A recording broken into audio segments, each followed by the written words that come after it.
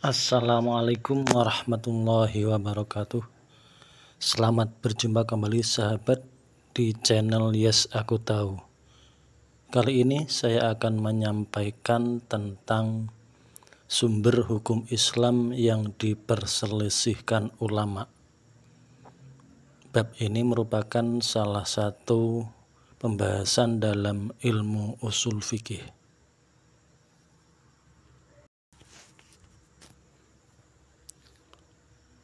Baik, langsung saja kita mulai.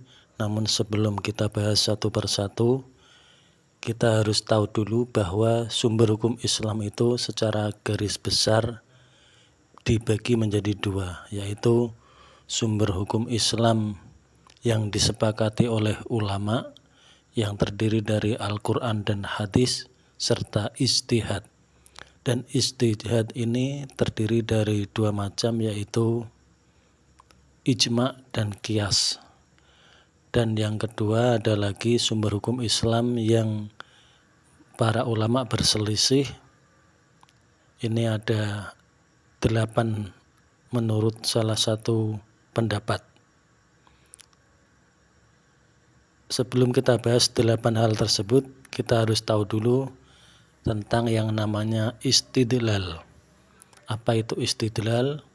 Istidlal menurut bahasa berasal dari kata istadalla yang artinya minta petunjuk atau memperoleh dalil.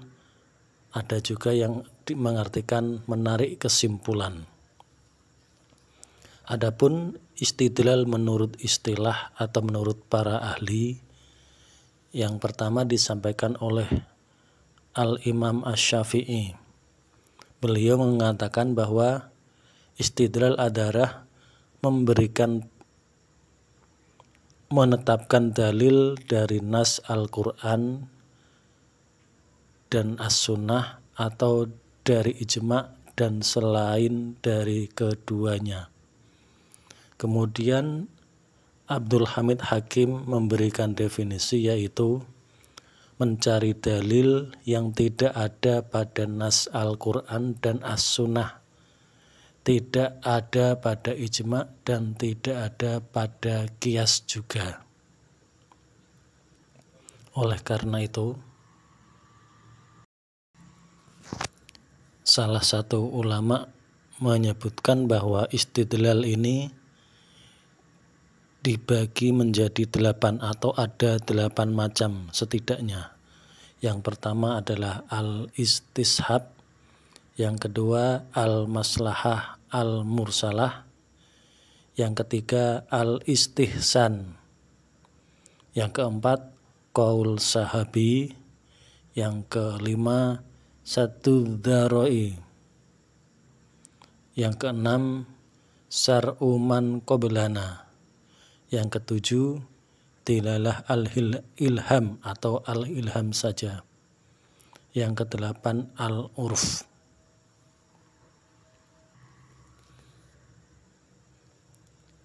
Oke, kita lanjutkan lagi. Di dalam hukum Islam ini, ketika kita mau memutuskan suatu hukum, ada pedoman yang harus kita ikuti.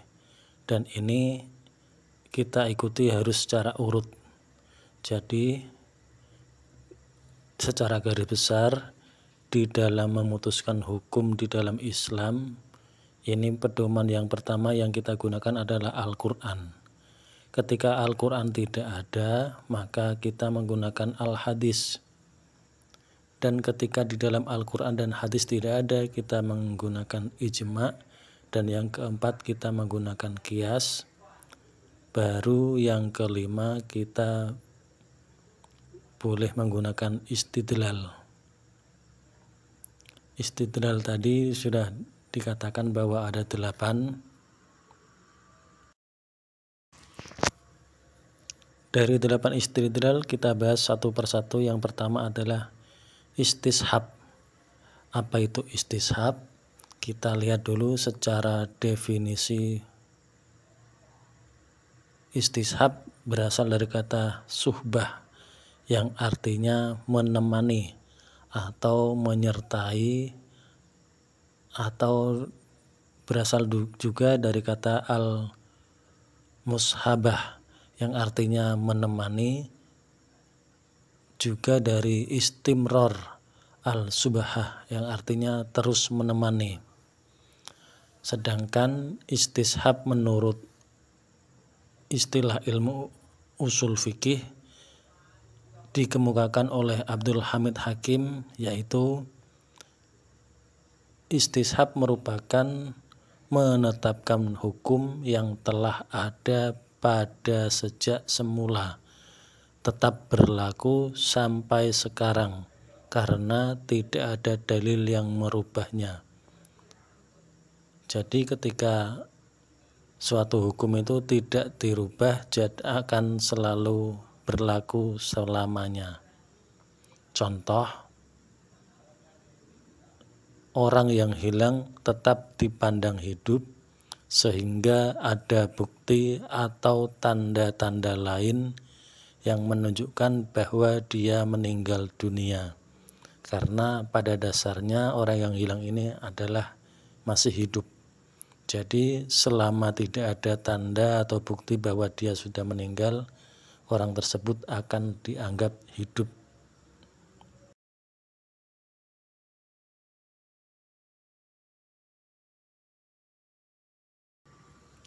Selanjutnya kita bahas tentang kehujahan istishab.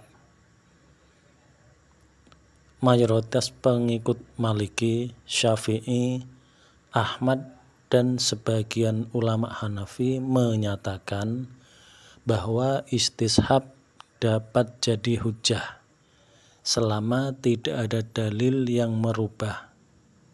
Dan sebagian besar dari ulama mutaakhirin juga demikian. Sementara segolongan dari ulama mutakalimin seperti Hasan al-Basri menyatakan bahwa istishab tidak bisa jadi hujjah karena tidak menetapkan hukum yang lama dan sekarang harus berdasarkan dalil. Jadi ini secara umum ada dua pendapat, ada yang memperbolehkan dan ada yang melarang menggunakan istishab.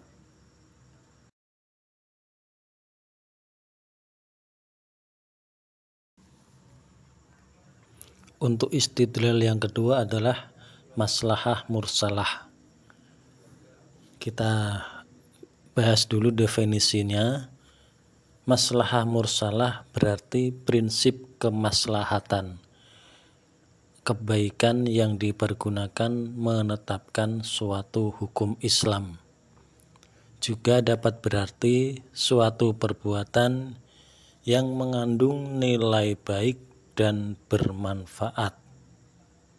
Itu menurut bahasa, sedangkan menurut istilah ulama usul fikih, maslahah mursalah bermakna sesuatu yang mengandung kemaslahatan dirasakan oleh hukum sesuai dengan akal dan tidak terdapat pada asal.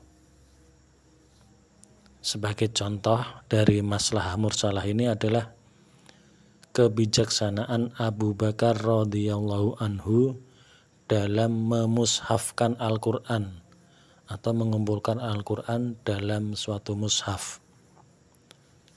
Kemudian kebijakan beliau memerangi orang yang membangkang membayar zakat, serta kebijakan beliau menunjuk Umar radhiyallahu an menjadi khalifah pengganti beliau.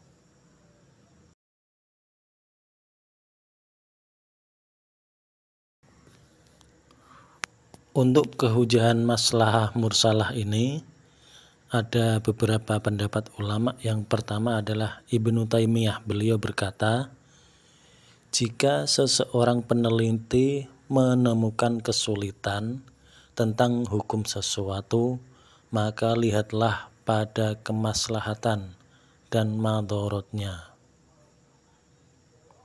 Kemudian ulama Syafi'iyah, Hanafiyah, dan sebagian ulama Malikiyah tidak menjadikan maslahah mursalah sebagai hujjah. Namun, sebagian ulama Maliki dan sebagian ulama Syafi'i tetapi harus memenuhi syarat-syarat yang telah ditentukan. Di antara ulama yang paling banyak menggunakan maslahah mursalah ialah Imam Malik. Jadi maslahah mursalah ini rata-rata ulama itu tidak menggunakan, kecuali Imam Malik yang memperbolehkan atau menggunakan maslahah mursalah sebagai dasar hukum Islam tersebut. Selanjutnya kita bahas tentang istihsan. Apa itu istihsan? Istihsan menurut bahasa artinya mencari kebaikan. Al-Hasan menyebutkan makna istihsan secara bahasa artinya mencari yang lebih baik. Adapun menurut istilah ulama ahli usul fikih, istihsan itu adalah berpindah dari suatu hukum yang sudah diberikan kepada hukum lain yang sebandingnya karena ada suatu sebab yang dipandang lebih kuat. Istihsan yaitu berpindah dari kias pada kias yang lebih kuat. Jadi istihsan ini intinya adalah kita berpindah dari suatu hukum ke hukum yang lain karena setelah kita mengetahui ada hukum yang lebih baik dari hukum yang sebelumnya. Contohnya, bila seorang anak menitipkan barang kepada bapaknya, kemudian barang tersebut digunakan oleh bapaknya untuk membiayai hidupnya, maka si anak tidak boleh memintanya atau si bapak tidak wajib untuk menggantinya. Padahal kita ketahui bersama bahwa ketika seseorang meminjam sesuatu kepada orang lain, itu dia wajib mengembalikan. Tapi ini ketika bapak meminjam sesuatu dari anaknya, bapak tersebut tidak wajib mengembalikan karena yang dipinjam tadi sudah digunakan untuk membiayai hidup anak tersebut.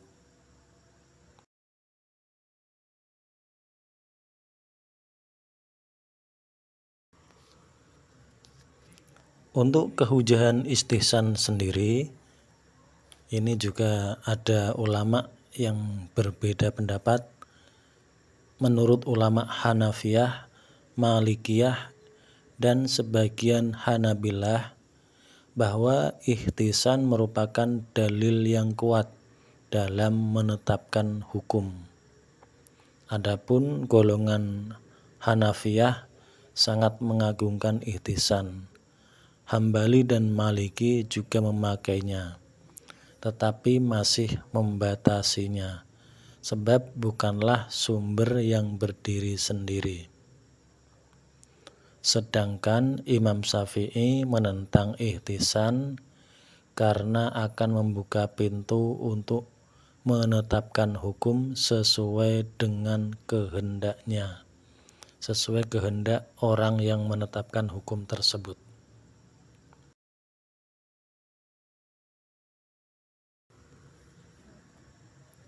Sekarang kita bahas istidlal selanjutnya, yaitu qaul sahabi. Definisi qaul sahabi ini atau kadang disebut dengan madhab sahabi adalah pendapat-pendapat para sahabat dalam masalah ijtihad. Dengan kata lain, qaul sahabi adalah pendapat para sahabat tentang suatu kasus yang dinukil oleh para ulama, baik berupa fatwa maupun ketetapan hukum, yang tidak dijelaskan dalam ayat atau hadis. Jadi otomatis adanya qaul sahabi ini muncul sesudah sahabat atau ketika sahabat ada tapi pendapat sahabat yang lain yang diambil. Contoh qaul sahabi ini adalah perkataan Aisyah radhiyallahu anha tentang bayi dalam kandungan. Tentu beliau mendengarnya dari Rasulullah Shallallahu Alaihi Wasallam. Beliau mengatakan kandungan itu tidak berdiam diri dalam perut ibunya lebih dari 2 tahun berdasarkan ukuran yang bisa merubah bayang-bayang alat tahun. Makanya ini kita tahu juga bahwa Imam Syafi'i itu di dalam perut ibunya sampai 2 tahun. Jadi walaupun Imam Syafi'i ini lahir sesudah Rasulullah, tapi apa yang dikatakan oleh Aisyah radhiyallahu anha ini sesuai dengan fakta tentang kelahiran Imam Syafi'i tersebut.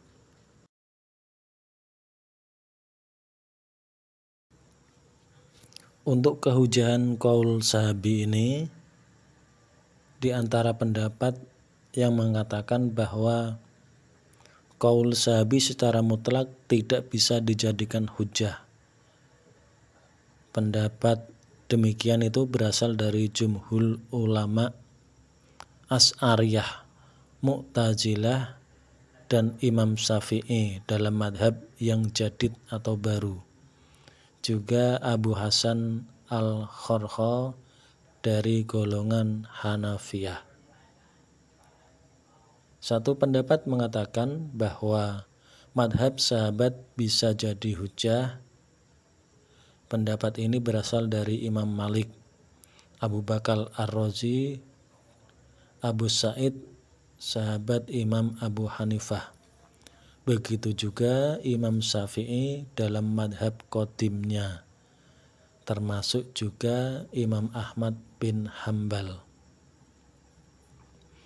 Adapun ulama Hanafiyah, Imam Malik, qaul qadim Imam Syafi'i, dan pendapat terkuat dari Imam Ahmad bin Hambal menyatakan bahwa pendapat sahabat itu jadi hujah, dan apabila pendapat sahabat bertentangan dengan qiyas, maka pendapat sahabat didahulukan.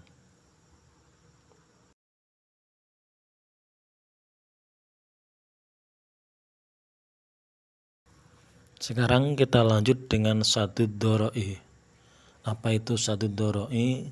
Sadud doro'i menurut bahasa artinya mencegah atau menyumbat, dan doro'i artinya jalan apa yang menjadi media atau jalan kepada yang diharamkan atau yang dihalalkan. Dengan kata lain, dori'ah adalah wasilah yang menyampaikan kepada tujuan atau jalan untuk sampai kepada yang diharamkan atau yang dihalalkan. Jalan yang menyampaikan kepada haram, hukumnya haram pula, dan jalan yang menyampaikan kepada wajib, maka hukumnya menjadi wajib juga.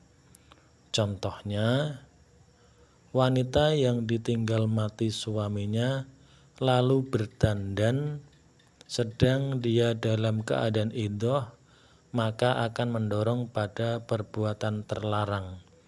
Jadi larangan bersolek atau berdandan ini karena akan bisa mendorong kepada perbuatan yang terlarang.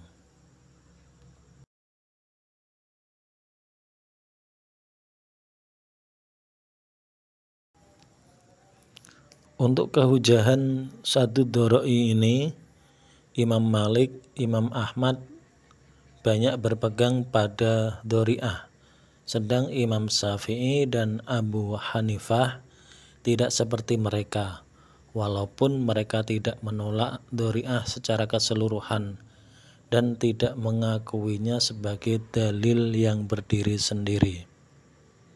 Menurut Syafi'i, dhari'ah termasuk ke dalam qiyas, dan menurut Abu Hanifah, dhari'ah masuk ke dalam istihsan. Itu dasar kehujahan satu dhara'i.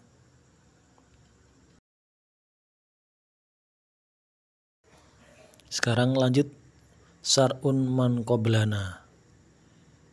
Definisi syar'un man qoblana yaitu segala apa yang dinukilkan kepada kita dari hukum-hukum syara' yang telah diisyaratkan Allah Subhanahu wa ta'ala bagi umat-umat terdahulu melalui nabi-nabinya yang diutus kepada umat itu, seperti Nabi Ibrahim, Nabi Musa, dan Nabi Isa alaihi salam.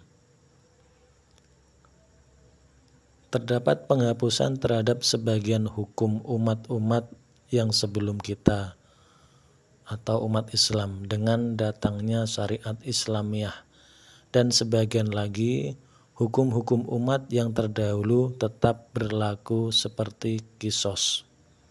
Contoh syar'un man qoblana yaitu syariat yang berlaku pada zaman Nabi Musa alaihi salam, bahwa seseorang yang berbuat maksiat tidak akan diampuni dosanya kecuali bila ia membunuh dirinya. Jadi pada masa Nabi Musa alaihi salam dulu, syariat untuk bertobat ini sangat berat, karena agar bisa diampuni dia harus bunuh diri.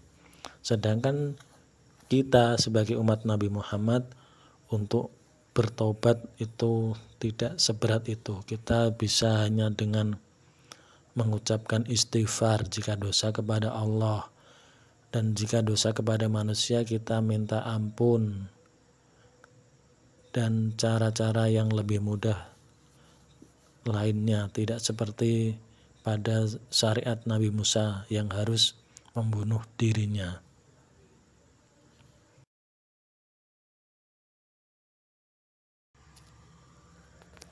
Untuk kehujahan syar'un man qoblana ini, jumhur ulama yang terdiri atas ulama Hanafiyah, Malikiyah, dan sebagian ulama Syafi'iyah dan Imam Ahmad bin Hambal menyatakan bahwa apabila hukum-hukum syariat sebelum Islam itu disampaikan kepada Rasulullah Shallallahu alaihi wasallam melalui wahyu, yaitu Al-Quran, bukan melalui kitab agama mereka yang telah berubah, dan tidak ada nas yang menolak hukum-hukum itu, maka umat Islam terikat dengan hukum tersebut. Sedangkan menurut ulama Asy'ariyah, Mu'tazilah, Syiah, dan sebagian ulama Syafi'iyah menyatakan bahwa syariat sebelum Islam tidak menjadi syariat bagi Rasulullah Shallallahu alaihi wasallam dan umatnya. Jadi kehujahan syar'un man qoblana juga menjadi dua, ada yang mengikuti dan ada yang menolaknya.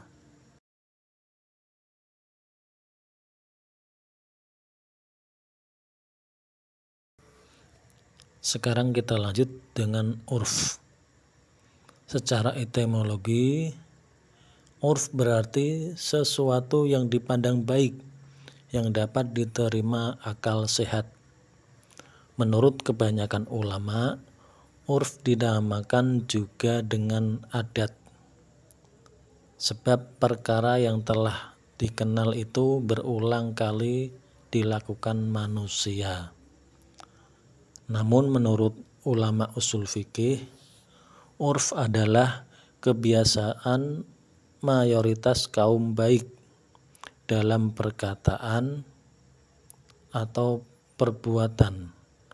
Urf adalah sesuatu yang telah menjadi kebiasaan dan diterima oleh tabiat yang baik serta telah dilakukan oleh penduduk sekitar Islam, dengan ketentuan tidak bertentangan dengan nas syara'. Jadi intinya urf itu sesuatu yang dilakukan berulang-ulang oleh umat Islam. Contoh, kebiasaan seseorang yang melamar wanita dengan memberikan sesuatu sebagai hadiah, bukan sebagai mahar.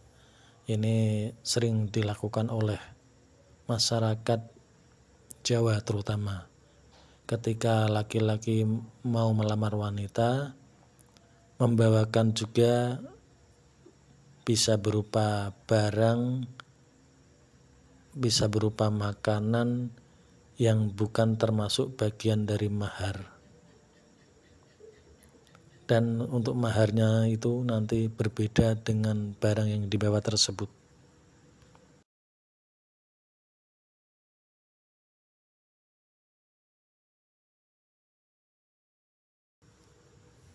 Untuk kehujahan sendiri dari golongan Hanafiyah dan Malikiyah berpendapat bahwa urf adalah hujjah untuk menetapkan hukum.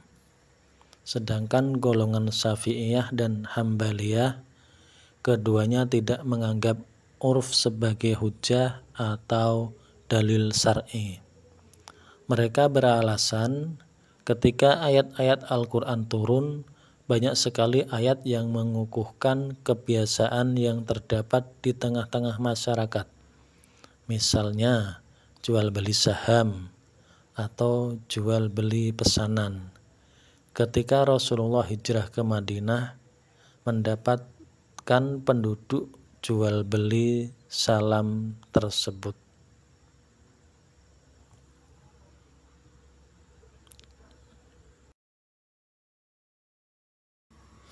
Ini yang perlu kita ketahui juga, yang hubungannya dengan urf, ada kaidah fiqhiyah dari urf. Setidaknya ada 4 kaidah. Yang pertama, al-adah muhkamah, yang artinya adat kebiasaan bisa menjadi hukum. Jadi ketika dilakukan berulang-ulang, kebiasaan tersebut bisa menjadi hukum di dalam Islam. Untuk yang kedua, la yungkaru taghayyurul ahkami bitaghayyuril azminati wal amkanati, yang artinya tidak diingkari perbuatan hukum disebabkan perubahan zaman dan tempat. Adapun kaidah yang ketiga, al-ma'rufu urfan kal masyruti sarton, yang artinya yang baik itu menjadi urf sebagaimana yang disyaratkan itu menjadi syarat. Kaidah yang terakhir, as-sabitu bil urfi kasabiti bin nasi, yang artinya yang ditetapkan dengan urf sama dengan yang ditetapkan dengan nas. Itu tadi 4 kaidah fiqhiyah yang hubungannya dengan urf.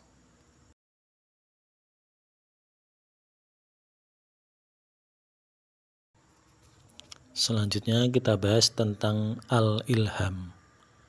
Secara bahasa, ilham adalah memberitahukan atau menempatkan.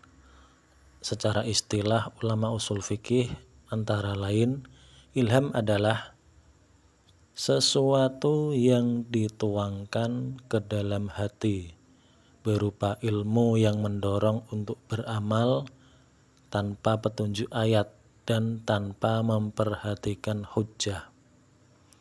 Terdapat definisi lain yang diungkapkan oleh Imam Al-Jurjani, yaitu ilham adalah sesuatu yang dilontarkan ke dalam hati dengan jalan dituangkan.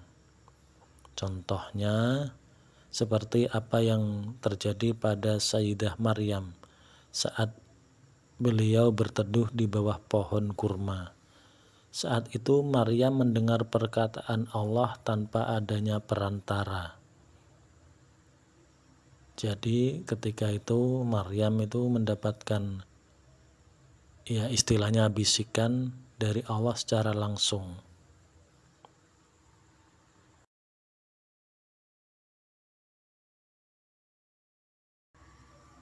Untuk kehujahan dari ilham ini, sebagian kalangan sufi berpendapat bahwa ilham dapat dijadikan hujah dalam menentukan hukum, karena itu boleh beramal dengannya. Sedangkan jumhur ulama usul fikih berkata bahwa ilham tidak bisa dijadikan hujah dalam menentukan hukum syara' dan tidak boleh beramal dengan berdasar kepada ilham, karena yang ada di dalam hati itu ada kalanya dari Allah dan ada kalanya juga kadang yang ada dalam hati itu dari nafsu atau jiwa. Imam Al-Jurjani berpendapat bahwa ilham tidak bisa jadi hujah menurut ulama usul fikih kecuali menurut kalangan orang sufi.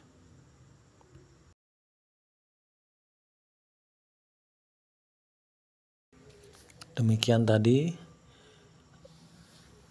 penjelasan secara singkat tentang istidlal yang jumlahnya ada 8.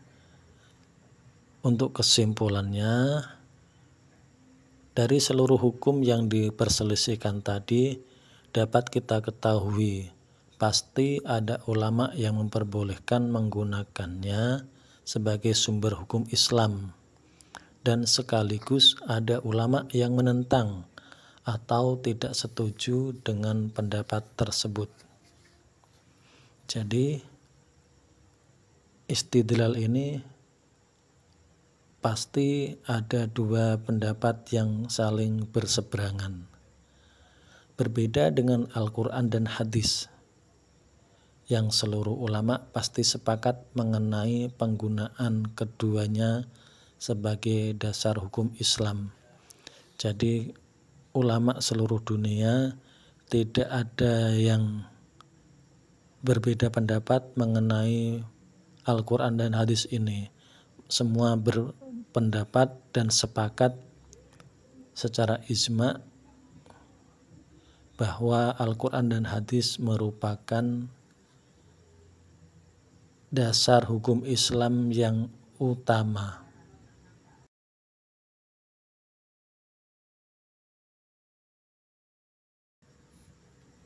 Demikian penjelasan dari saya. Semoga kita bisa mengambil manfaatnya dan kita bisa mengamalkan ilmu yang telah kita dapatkan sehingga kelak kita tidak dituntut dengan ilmu yang kita miliki.